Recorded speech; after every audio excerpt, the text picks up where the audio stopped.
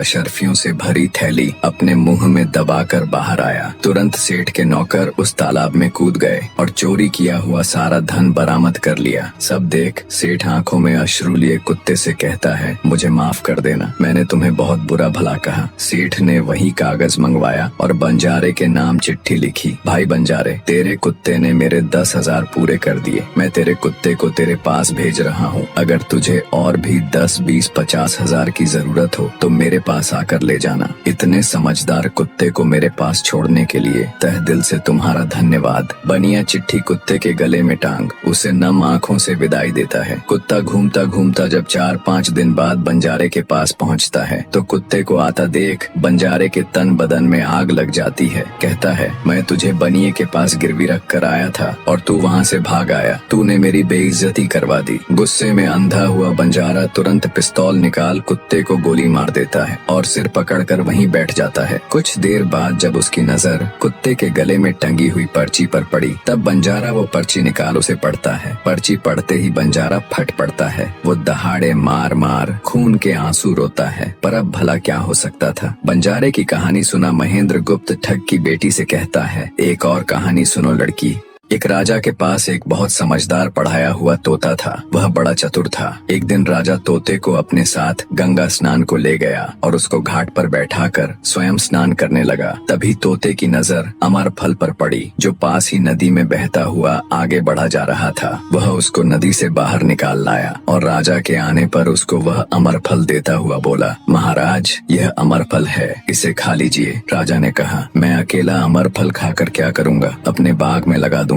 जब इसमें फल लगेंगे तब सब कुटुंबियों को खिलाकर अमर कर दूंगा। गंगा स्नान से लौटकर राजा ने वह फल माली को देकर कहा, इस फल को बाग में लगा दो। थोड़े ही दिनों में पेड़ फल फूल गया, उसमें फल लगने लगे। एक दिन एक फल पककर पेड़ से गिरा तो उसे सांप ने सूंघ लिया जिससे वह जहरीला हो गया। अनजान माली वह अमर फल लेकर राजा के पास आया। राजा फल को देखकर बहुत खुश हुआ और कुछ सोचकर वो फल पहले कुत्ते को खाने को दिया। क्योंकि राजा बड़ा नीतिवादी और विचारवान था, वह जानता था कि बिना सोचे समझे किसी भी वस्तु को खाना ठीक नहीं होता। राजा ने ज्यों ही वह फल कुत्ते को खिलाया, कुत्ता मर गया। यह देखकर राजा ने क्रोधित होकर अपने तोते से कहा, बेईमान तोते, तू हमें जहर देकर मारना चाहता था। ये कहकर राजा ने क्रोध में आकर तोते को मार डाला और माली से कहा, इस पेड़ के चारों ओर घेरा डाल दो जिससे कोई इसका फल न खा सके। एक दिन उसी शहर में एक सास बहू में भीषण लड़ाई हुई। बुढ़िया घर से निकलकर कहने लगी, आज मैं राजा के बाग में जाकर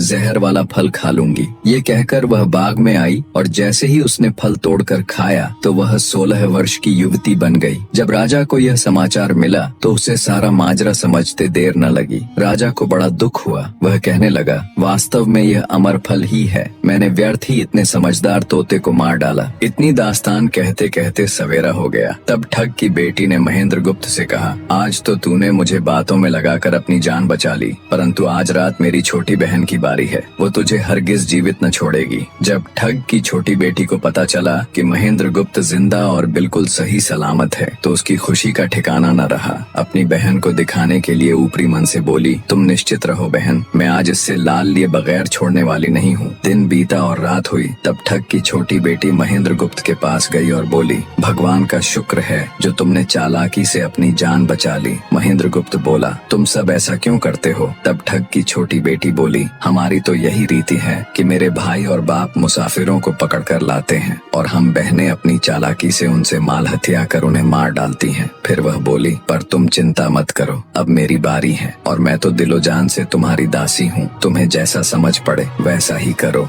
यह सुनकर महेंद्र गुप्त बोला, प्रिय, तुम भी मुझे देखते ही पसंद आ गई थी। दिल करता है कि हर पल तुम्हारे पास ही रहूं। तुम अपनी बड़ी बहन की तरह नहीं हो। तुम एक नेक दिल औरत हो। तुमसे मेरा कुछ भी छिपा हुआ नहीं है। उसकी बात सुनकर ठग की बेटी ने कहा, तुम कहते हो कि मुझसे कुछ भी छिपा नहीं है, तो फिर वे लाल कहाँ हैं? महेंद्र गुप्त ने कहा, वो चारों लाल मेरी जांघ में हैं। अगर तुम निकालना चाहो तो निकाल लो। राजकुमार की बात सुन ठग की छोटी बेटी बोली, प्यारे वो लाल तुम्हें ही मुबारक हो। मैं तो तुम्हारी दासी हूँ, तुम्हारे दर्शनों की प्यासी हूँ, मुझे तुम्हारे सिवाय और कुछ नहीं चाहिए। ये सुन महेंद्र गुप्त बोला, जो कुछ तुमने कहा है वह तो सब ठीक है, लेकिन ये प्यार और प्रेम की बातें सब धरी रह जाएंगी जब हमारे शरीर में प्राण ही नहीं रहेंगे, क्योंकि जब तुम्हारे बाप और भाइयों को इसका पता लगेगा तो हम दोनों की खैर नहीं। तब ठग की बेटी बोली, तुम चिंता मत करो, मेरे पास इसका भी उपाय है। आज रात को सबके सोने के बाद हम यहाँ से भाग चलेंगे और कहीं बहुत दूर रहेंगे जहाँ कभी मेरे भाई और बाप पहुँच न सके। महेंद्र गुप्त बोला, पर ये सब होगा कैसे? बोली, यहाँ से निकलने का एक ही उपाय है। मेरे पिता के पास 2 ऊँटनियाँ हैं, उनमें से एक तो दिन भर में 60 कोस चलती है और दूसरी दिन भर में 100 कोस चलती है। तुम उनमें से बड़ी वाली को खोल लाना, तब तक मैं हम दोनों के लिए कुछ धन बांध कर रख लूंगी। जब आधी रात हुई तब महेंद्र गुप्त ऊँटनी को खोलने चला गया। महेंद्र गुप्त ऊँटनी ले तो आया, मगर जल्दबाजी के कारण वह बड़ी के स्थान पर छोटी को ले आया। ठग की बेटी बहुत सा माल लेकर ऊँटनी पर बैठ गई और दोनों चल दिए। ऊँटनी जब चलते चलते 60 कोस पहुंची तो जंगल में रुककर खड़ी हो गई।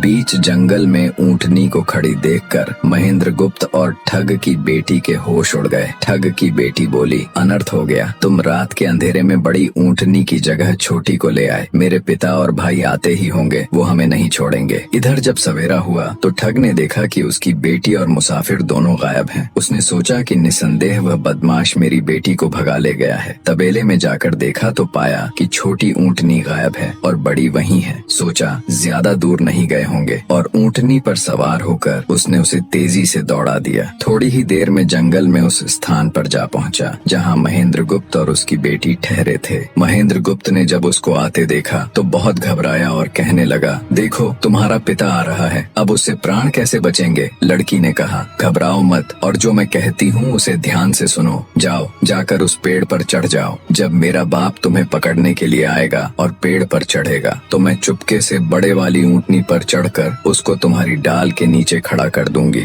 तुम कूद कर उस पर बैठ जाना। इस प्रकार हम दोनों बचकर साफ निकल जाएंगे। यह सुनकर महेंद्र गुप्त तुरंत पेड़ पर चढ़ गया। तब तक ठग भी वहां आ पहुंचा। पिता को देख उसकी बेटी ने फंड करते हुए कहा, पिताजी ये दुष्ट मुझे धोखे से यहाँ भगा लाया, आप इसे छोड़ना नहीं। ये सुन गुस्से से तिल मिलाया ठग महेंद्र गुप्त को पेड़ पर चढ़ा देखकर ऊँटनी से उतरा और उसे पकड़ने के लिए पेड़ पर चढ़ने लगा। बाप के ऊँटनी से उतरते ही मौका देख ठग की बेटी ऊँटनी पर चढ़कर उसे महेंद्र गुप्त की डाल के नीचे पेड़ के पास ले आई। महेंद्र गुप्त तुरंत कूदकर उस पर बैठ गया। महेंद्र गुप्त के बैठते ही ठग की बेटी ने ऊँटनी को दौड़ा दिया। ठग हाथ देखता रह गया। ठग की बेटी और महेंद्र गुप्त कई दिनों का रास्ता तय कर एक शहर में पहुँचे और दोनों वहीं बस गए। वहाँ महेंद्र गुप्त ठग की बेटी के साथ आराम से दिन गुजारता रहा और जब उसके देश निकाले की अवधि पूरी हो गई तब वह उसको लेकर अपने राज्य चला गया और उसके साथ शादी कर हंसता खेलता जीवन व्यतीत किया।